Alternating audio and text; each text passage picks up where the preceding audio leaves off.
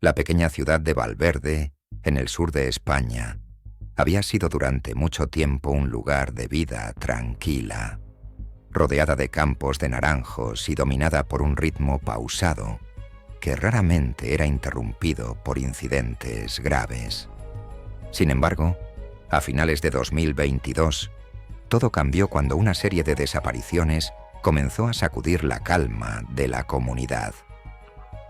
El primero en desaparecer fue Jorge Fernández, un profesor de secundaria de 42 años, conocido por ser un hombre afable y cercano con sus alumnos. Un sábado por la mañana, Jorge salió a hacer su habitual caminata por el sendero que rodeaba el río, pero nunca regresó. Su esposa, Clara, alarmada por su ausencia prolongada, contactó a las autoridades, pero al principio no hubo señales de alarma. Jorge era un hombre respetable, sin enemigos conocidos, y se asumió que podría haber sufrido un accidente en el campo. Una semana después, Marta Roldán, una estudiante universitaria que había vuelto al pueblo para las vacaciones de Navidad, también desapareció sin dejar rastro. Como con Jorge, la policía inició la búsqueda, pero esta vez la preocupación creció. 2 desapariciones en tan poco tiempo comenzaron a crear rumores inquietantes entre los habitantes. La pequeña comisaría de Valverde no estaba preparada para algo de esta magnitud, por lo que decidieron solicitar la ayuda de la Guardia Civil para reforzar la investigación. El caso fue asignado a Sofía Martín, una teniente de la Guardia Civil especializada en casos de personas desaparecidas. Sofía había trabajado en varias investigaciones de alto perfil, pero este caso tenía algo que la inquietaba desde el principio. No había señales evidentes de violencia, ni testigos, ni mensajes de rescate, y las 2 víctimas no parecían tener ninguna conexión obvia entre ellas, salvo que ambas habían desaparecido en las afueras del pueblo. Sofía decidió establecer su base de operaciones en Valverde y comenzó revisando todos los informes anteriores. Lo primero que hizo fue reunirse con las familias de los desaparecidos. La esposa de Jorge, Clara, describió a su marido como un hombre rutinario y poco dado a correr riesgos. No tenía problemas con nadie, y su relación con ella y sus hijos era sólida. Por su parte, la familia de Marta pintaba un cuadro similar. Una joven responsable, sin enemigos conocidos, que simplemente había salido de casa para encontrarse con unos amigos, y no volvió. La primera pista importante vino de un análisis detallado del teléfono móvil de Jorge, que la Guardia Civil había recuperado en el camino cerca del río. Aunque el dispositivo estaba dañado por la humedad, los técnicos forenses lograron extraer algunos datos. Lo que descubrieron fue sorprendente. Las últimas llamadas realizadas por Jorge no fueron a su esposa ni a amigos cercanos, sino a un número desconocido que no estaba guardado en su lista de contactos. El número pertenecía a Ramón Pardo, un hombre que vivía a las afueras de Valverde en una casa desvencijada al borde del bosque. Ramón era conocido en el pueblo, aunque de manera marginal. Era un hombre solitario que había trabajado en una fábrica de textiles en su juventud, pero que, tras la quiebra de la misma, se había retirado a una vida apartada, viviendo de su pequeña pensión y de trabajos ocasionales. No tenía antecedentes criminales, pero su comportamiento retraído había generado ciertas habladurías entre los vecinos. Sofía decidió interrogar a Ramón. Cuando ella y su equipo llegaron a su casa, fueron recibidos por un hombre de unos 60 años, de mirada inquieta y manos temblorosas. Ramón negó conocer a Jorge, alegando que no tenía idea de por qué su número aparecía en el teléfono del profesor. Sin embargo, algo en su comportamiento nervioso despertó la sospecha de Sofía.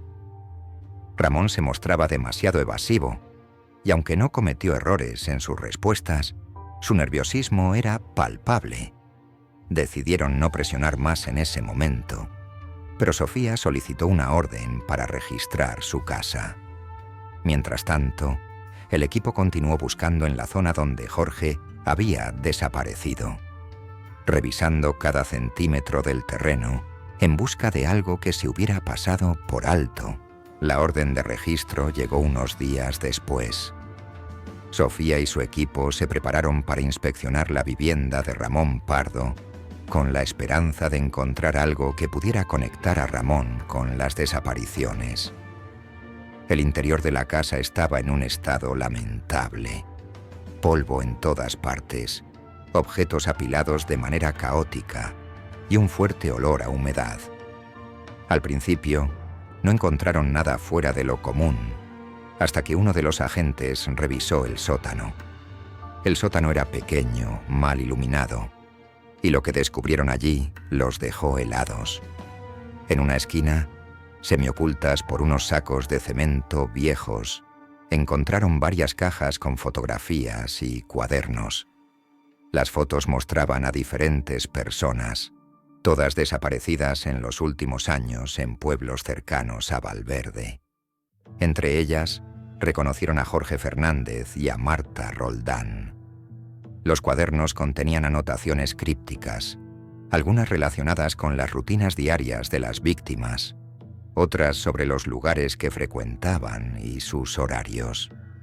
La policía detuvo a Ramón inmediatamente bajo sospecha de estar involucrado en las desapariciones. Sin embargo, el caso estaba lejos de resolverse. A pesar de las evidencias encontradas en su casa, Ramón seguía negándolo todo, afirmando que alguien más debía haber plantado esas pruebas allí. Sofía sabía que tenían que encontrar más pruebas contundentes si querían condenar a Ramón. Decidió revisar minuciosamente las anotaciones en los cuadernos. Tras varias horas de trabajo, descubrieron algo que les puso en alerta. Las descripciones de las rutinas de las víctimas eran demasiado precisas para haber sido observadas desde lejos. Esto sugería que Ramón había estado siguiendo a las víctimas de cerca durante largos periodos de tiempo. Además, en una de las anotaciones mencionaba un lugar seguro. Tras interrogar a Ramón de nuevo y enfrentarlo con las pruebas, finalmente confesó que había construido una pequeña cabaña en el bosque, en un lugar remoto que no aparecía en los mapas. Ante la posibilidad de que pudiera haber más pruebas o incluso sobrevivientes, Sofía y su equipo organizaron una búsqueda exhaustiva en el bosque cercano a Valverde. Tras varios días de búsqueda, finalmente encontraron la cabaña. El lugar era rudimentario, apenas una construcción de madera podrida, pero lo que encontraron dentro fue escalofriante. En el suelo de la cabaña había rastros de sangre y ocultos en un compartimento debajo de la cama, hallaron varios objetos personales de las víctimas: un reloj de Jorge, el bolso de Marta y otros objetos que vinculaban a Ramón directamente con los desaparecidos. Con todas las pruebas en su contra, Ramón Pardo finalmente confesó. Admitió haber secuestrado y asesinado a varias personas durante los últimos 10 años, pero su justificación era perturbadora.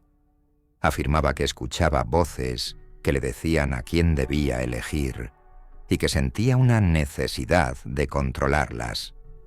Su frialdad y falta de remordimiento durante la confesión dejó claro que no solo era un asesino, sino que también padecía un trastorno psicológico profundo. El caso de Ramón Pardo conmocionó a Valverde y a toda la región. Fue condenado a cadena perpetua por los múltiples asesinatos. Pero para Sofía, el caso dejó una marca imborrable. Había visto la oscuridad que puede esconderse incluso en los lugares más tranquilos, y aunque había logrado justicia para las víctimas, sabía que los ecos de las desapariciones resonarían en la ciudad por mucho tiempo. Con Ramón tras las rejas, Valverde volvió lentamente a su rutina. pero la sombra de sus crímenes nunca desaparecería del todo. Las familias de las víctimas, aunque aliviadas por el cierre del caso, seguían lidiando con el dolor de haber perdido a sus seres queridos de una manera tan cruel.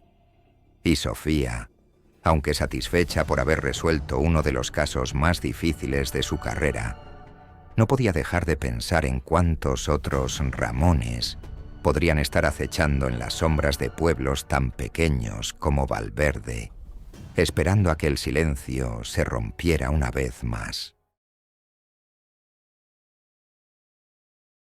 En una lluviosa tarde de noviembre de 2018, la policía de la pequeña localidad de Santillana del Mar fue llamada a la majestuosa Mansión Aguilar, situada en las afueras del pueblo.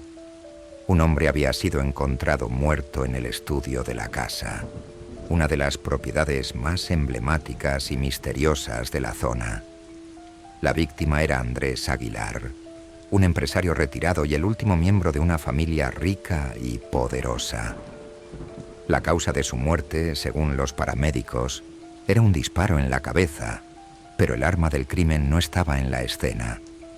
Todo apuntaba a un asesinato. El comisario Héctor Ramírez, un hombre metódico y conocido por su intuición aguda, fue asignado al caso. Lo que parecía un simple asesinato pronto reveló ser un caso mucho más enrevesado, lleno de secretos familiares, traiciones y años de rencor oculto. Ramírez tenía claro que, en una mansión como esa, con tantos rincones ocultos y tanta historia, la verdad sería mucho más difícil de descubrir de lo que parecía. Los Aguilar habían sido una familia prominente en la región durante generaciones, pero en los últimos años su fortuna había disminuido considerablemente. Tras la muerte del patriarca, Julio Aguilar, en 2014, la mansión había quedado en manos de su hijo Andrés, quien había mantenido una vida de bajo perfil tras retirarse del mundo de los negocios. Pero Andrés no vivía solo. Compartía la mansión con su hermana menor, Beatriz Aguilar, una mujer de carácter fuerte que se había hecho cargo de la administración familiar después de la muerte de su padre. También vivía allí el sobrino de ambos, Luis, un joven de 25 años que había sido criado por Andrés y Beatriz tras la muerte de sus padres en un accidente de coche años atrás. Al llegar a la mansión, Ramírez fue recibido por Marcos Olmedo, el abogado de la familia, y Beatriz, que se encontraba visiblemente afectada por la muerte de su hermano. Luis, por otro lado, estaba ausente en ese momento. Según Beatriz, había salido temprano en la mañana y no había regresado. La mansión estaba llena de tensión, y la sensación de que algo oscuro flotaba en el aire era innegable. El primer paso de Ramírez fue interrogar a Beatriz, la única persona que estaba en la casa cuando Andrés murió. Beatriz afirmó que había estado en la cocina preparando el almuerzo cuando escuchó el disparo. Corrió al estudio y encontró a su hermano tirado en el suelo, ya sin vida. Sin embargo, su declaración estaba llena de vacíos. No había oído ninguna discusión y no podía explicar por qué no se había encontrado el arma en la escena. Cuando Luis finalmente regresó a la mansión, se mostró sorprendentemente frío ante la noticia de la muerte de su tío. Alegó que había pasado la mañana con unos amigos en el centro de la ciudad, pero su coartada era débil. Ramírez observó su actitud con escepticismo. Luis, a pesar de su aparente indiferencia, parecía ocultar algo. Mientras Ramírez interrogaba a la familia, el equipo forense revisaba cada rincón de la mansión en busca de pistas. El estudio de Andrés estaba en perfecto orden, salvo por la silla volcada y el cuerpo del empresario en el suelo. No había señales de lucha, pero sí encontraron algo intrigante. Una carta medio quemada en la chimenea, donde apenas podían leerse algunas palabras. Lo poco que se podía distinguir Hablaba de deudas y revelaciones que pondrán fin a todo. Con la carta en su poder, Ramírez decidió indagar más en los negocios de Andrés. Lo que descubrió fue un entramado de deudas ocultas y malas inversiones que habían dejado a la familia Aguilar al borde de la bancarrota. Aparentemente, Andrés había estado utilizando el prestigio del nombre familiar para atraer inversores a negocios que estaban destinados al fracaso. El abogado Marcos Olmedo, que también era el gestor de las finanzas de la familia, reveló que recientemente Andrés había estado involucrado en una disputa legal con Javier Ortega, un antiguo socio que había sido estafado por él. Ortega, que vivía en Santander, había amenazado a Andrés en varias ocasiones, asegurando que se aseguraría de que los Aguilar pagaran por sus crímenes. Ramírez decidió investigar a Ortega y descubrió que éste tenía motivos para odiar a Andrés. Sin embargo, Ortega tenía una sólida coartada. La mañana del asesinato, estaba reunido con sus abogados en Santander, a casi 1 hora de distancia. Aunque sus amenazas parecían inquietantes, Ortega no era el autor del crimen. A medida que Ramírez profundizaba en la historia de la familia, se dio cuenta de que la clave no estaba solo en los negocios de Andrés, sino en algo mucho más personal.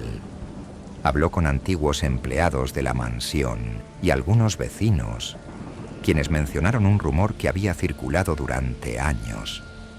La muerte de los padres de Luis no había sido un accidente. Ramírez pidió los informes originales del accidente de coche y encontró algo alarmante.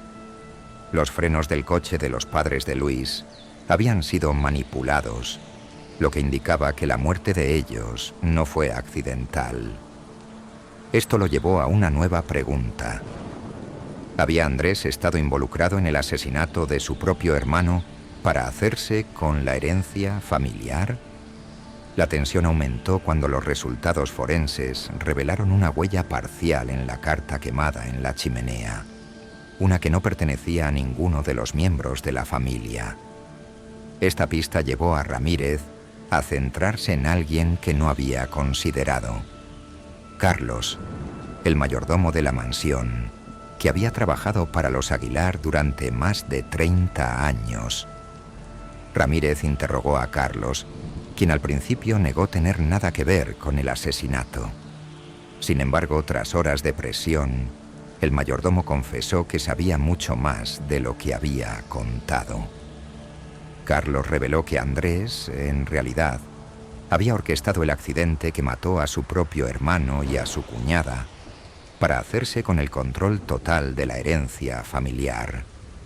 A cambio de su silencio, Andrés le había prometido a Carlos una parte de las ganancias, pero cuando las deudas comenzaron a acumularse y la familia Aguilar cayó en desgracia, Carlos se sintió traicionado. El día del asesinato, Carlos había confrontado a Andrés en su estudio, exigiendo el dinero que le había sido prometido. Cuando Andrés se negó, comenzó una discusión que terminó con Carlos disparando el arma que Andrés guardaba en su escritorio. En un pánico, Carlos se deshizo del arma, quemó la carta que contenía pruebas incriminatorias y salió del estudio antes de que Beatriz llegara. Con la confesión de Carlos, el caso fue finalmente resuelto. El mayordomo fue arrestado y condenado por el asesinato de Andrés, y los secretos oscuros de la familia Aguilar finalmente salieron a la luz. Luis, al descubrir que su tío había sido responsable de la muerte de sus padres, abandonó la mansión y se fue a vivir lejos del pueblo, incapaz de soportar el peso de la traición. Beatriz, devastada por la verdad, decidió vender la mansión y empezar de nuevo. Ramírez, aunque satisfecho por haber cerrado el caso, no pudo evitar sentir una profunda tristeza por la forma en que la ambición y el dinero habían destruido a una familia que, en apariencia, lo tenía todo. La mansión Aguilar, antaño símbolo de poder y riqueza, quedó vacía. como un monumento silencioso a las tragedias que habían ocurrido dentro de sus paredes.